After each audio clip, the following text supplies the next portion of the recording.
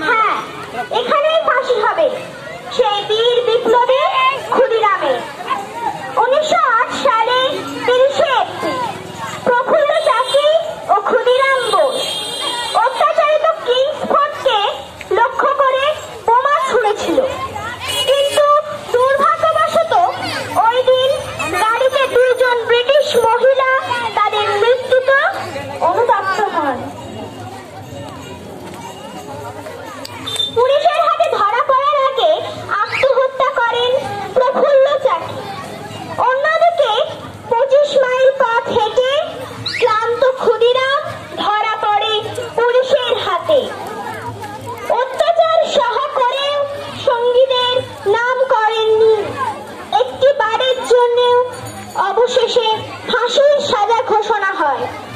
বিপ্লবী ক্ষুদিরামের মাত্র 18 বছর বয়সে ভগবত গীতার আদর্শ মাথায় নিয়ে ফাঁসির কাঠের দিকে এগিয়ে গিয়েছিলেন। হাসি মুখে মৃত্যুবরণ করেছিলেন। দেশের জন্য সমস্ত ভয় উপেক্ষা করে মেদিনীপুরের শহীদ ক্ষুদিরাম বোস